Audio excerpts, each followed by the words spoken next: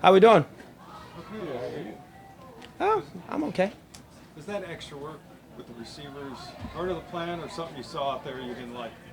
No, I think Todd likes to do it every day. I'd probably back him down more so than anything, just because, I just want to make sure the guy's legs are good. But there's certain routes that we got to continue to get better at. So just a little extra at the end, for the quarterbacks and for them is timing. Getting that chemistry together. It's going to take some time, so we just got to keep working at it. You look like after one of the team drills, you called Sean Coleman over and talking to him. And, what was your message to him and what did you see in that drill that looked like it didn't please you? It's year 3 of him being around me, and he knows what I expect. It's just that simple. And our guys, there's a way to do everything. And so he's got to meet that standard. That's all it is. When David Njoku has a day like today, a bunch of drop balls, what do you say to him? We keep working. Again, he's a young player. He made some plays, but did drop some. He's got to catch the ball better than he did today. That's obvious, and he will. Again, day 4, he's got work to do. It's just that simple. Rashard Higgins seemed to open some eyes today with some of the catches he made out there. What was your view on it? Make plays. That's what receivers have to do. They got to make those plays when the ball's thrown, whether it's underthrown, overthrown, whatever that is. You got to make the play, and that's what Rashard's starting to do. You're starting to see him show up every day, which is good to see. So what you've seen so far, does Hubbard seem like a guy that will be able to do it right tackle what you guys need? Oh, no question. Yeah. There's no doubt about that. He's done a great job. He's been a really good find for us. I'm excited about him and what he's doing. There aren't many right tackles who get it done who are under 300 pounds. How does he get it done? He's close. Yeah, he's close, but 299. Oh, he's up to 299. Yeah, 296. He But there must be fluctuates something else between to there. his game. No, he has quickness. He has quickness, balance. He's tenacious. He knows how to finish. He has great leverage. So he knows how to play the game. I'm excited about him. And how have you seen Higgins grow as receiver in these 3 years now? Well, I think for Rashard, obviously his rookie year, he's a young player. He's learning his way. Then last year we started into the season, he was released, and brought back. Yeah. And I think he made a commitment to himself that would never happen to him again. So, he had a good season last year, made plays for us throughout the year. And then now here he is. And so I think he looks around and says, hey, look, I want to be one of the guys that are left standing in the room. So he's working his tail off. Seems like him and Baker have a pretty good connection going. What do you make of their chemistry, how that's going? Yeah, I just think, Baker's deadly accurate with the ball. So is Tyrod and so is Drew. I think our guys have been throwing some pinpoint passes, So I think the receivers, all you got to do is be in the right spot at the right time. They'll put the ball in places where you get a chance to catch it. So that's been good. Michael Kendricks got in there. What did you notice him? I saw him make a play almost behind line of scrimmage. He's quick and he's tough, and I think he's starting to really understand the system, all the different packages that we play in, and I think he's going to be a real good find for a football team. Is he in to stay now, or do you taper him accordingly?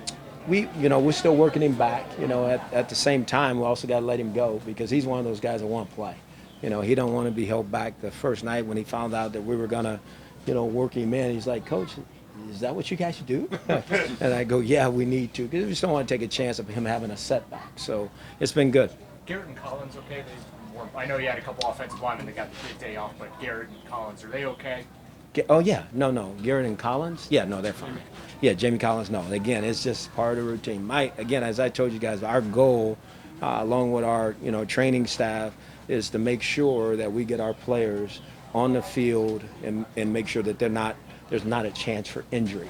Obviously, we've had some setbacks here in the past, and we've done a good job, I think, over the last 2 years of making sure we keep our team pretty healthy that way. Corey Cole looked like he had a much more consistent day. Absolutely. Than yesterday. Was that good to see him come back from a bad day? Yes, it was. It was. And again, I'll say this about Corey. Today was the day because of his soft tissue situation that he was supposed to be down. He go, no, Coach, I want to practice. So that was really good to see him step up. And that's what you want to see, and go out there and compete and make plays. Did you get word on the valve? What's that? I think it's a quad. I don't know how bad it is, but we'll see.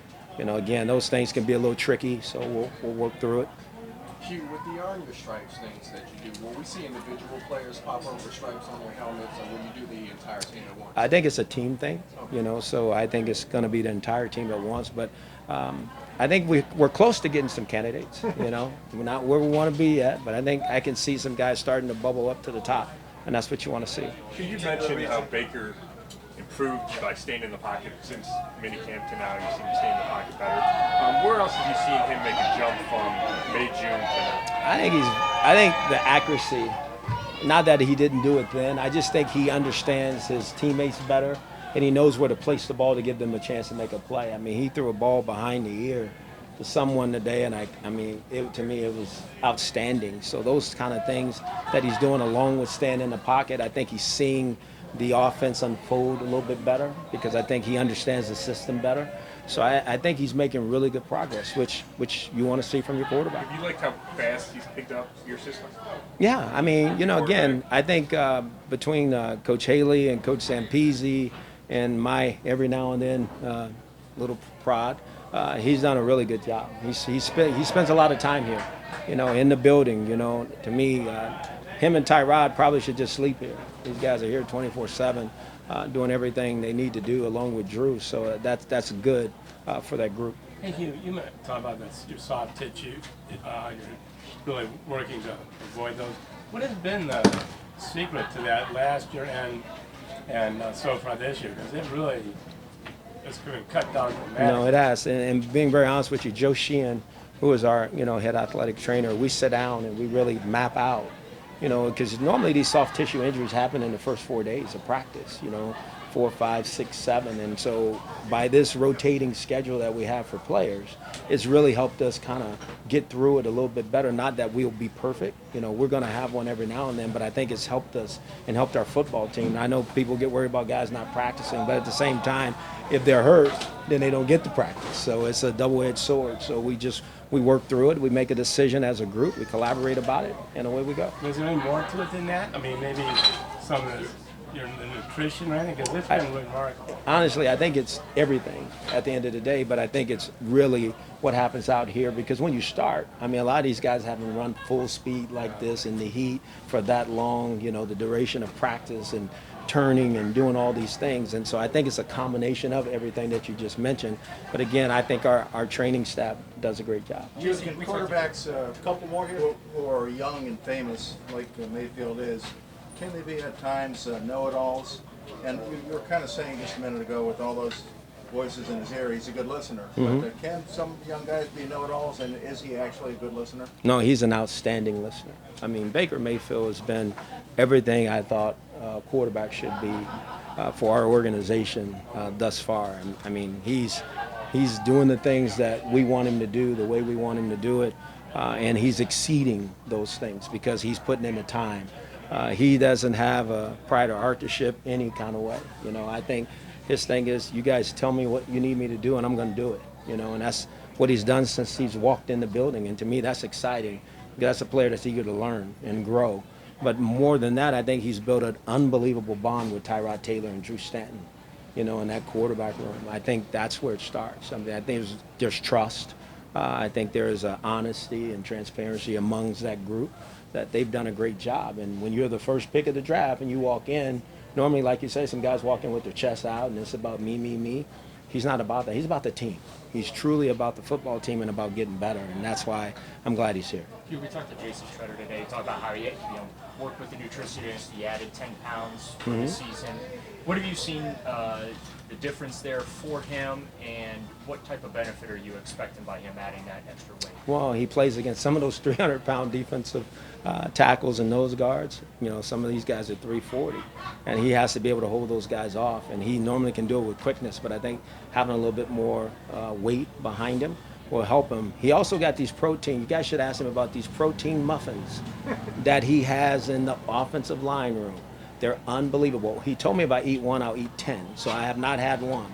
But those guys are eating a ton of them in that room. So hopefully nobody grows as big as a gorilla here pretty soon.